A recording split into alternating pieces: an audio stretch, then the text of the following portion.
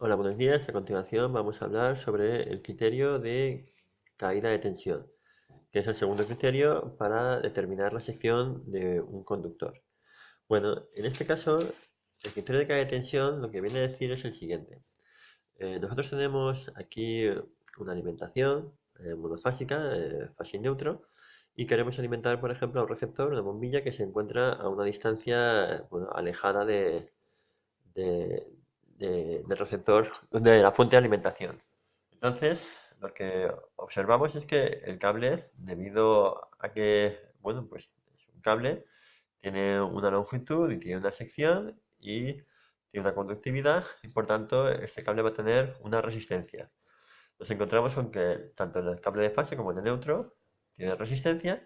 Nos encontraríamos entonces el siguiente circuito serie donde la tensión que hay al principio de la línea se reparte entre las tres resistencias.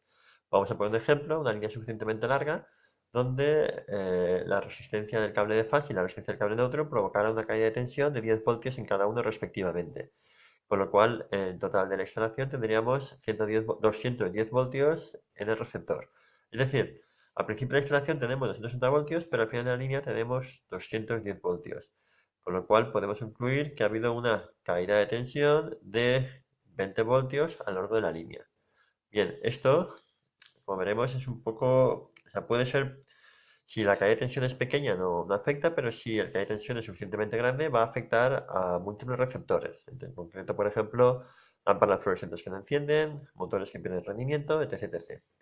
Bien, lo que dice el reglamento de baja tensión es que la caída de tensión tiene que estar limitada según el tipo de uso o de parte de la instalación. Entonces dice que para instalaciones de alumbrado de vivienda el máximo permitido es de un 3% y 5% para otros usos y fuerza. Y en cambio, en instalaciones de enlace solamente 1,5%.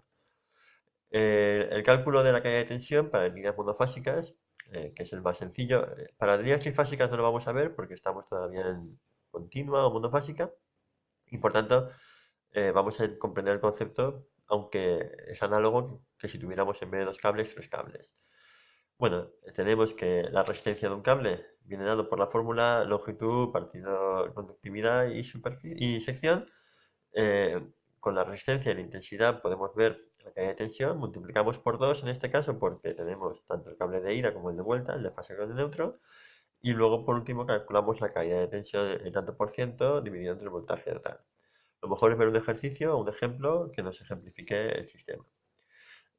Simplemente hay que destacar a la hora de hacer el ejercicio que la conductividad la vamos a coger para el caso más desfavorable, porque el conductor cuando esté trabajando, cuando esté pasando la corriente que esté utilizando, no va a estar a 20 grados, estará a 40, 50, 60, según la intensidad que esté pasando. De hecho, bueno, lo que vamos a hacer es coger el caso más desfavorable.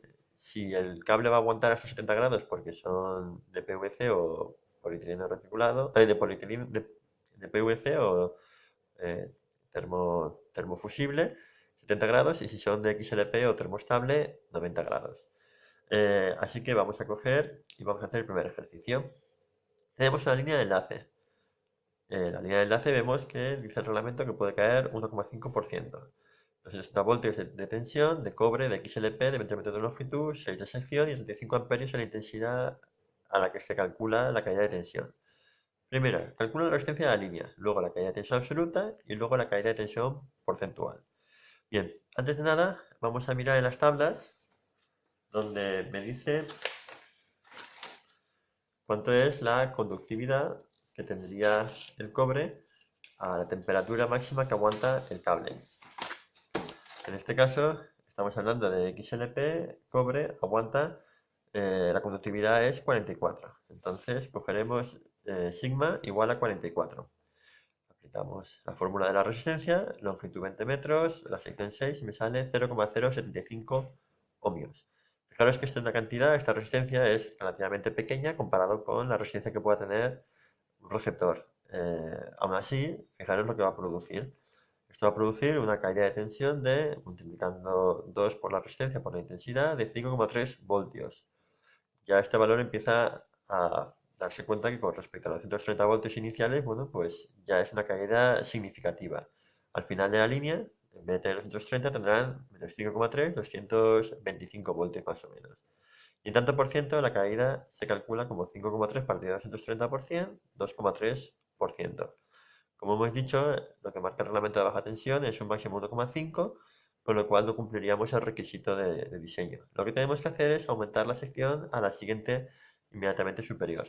Bueno, si no lo conocemos y miramos en las tablas, tenemos que las normalizadas son 1,5, 2,5, 4, 6. El siguiente cable sería el de 10. Así que lo que haremos será instalar cable de 10 y volver a realizar los cálculos. Donde pone sección de 6 pondremos ahora de 10 y haremos todo el proceso, y lo cual nos da 1,3%. Si ahora sí que cumple, ya damos el criterio por válido. Fijaros una cosa, que este criterio es un criterio que realmente solo se aplica cuando las líneas son relativamente largas. Es decir, si nosotros tenemos que realizar una instalación de una máquina industrial o de cualquier receptor, el criterio primero que vamos a gastar es el criterio térmico. Vamos a mirar en función del modo de instalación cuánto es la intensidad máxima que puede soportar el cable. Y en caso de que la longitud de la línea sea larga, larga me refiero a unos más de 20 metros, entonces tendremos en cuenta la caída de tensión. Siempre y cuando la línea sea corta, este criterio lo podemos obviar. En cambio, cuando la línea sea suficientemente larga, el criterio que nos va a determinar la sección del cable va a ser el de caída de tensión. ¿Vale? Con esto hemos acabado este capítulo.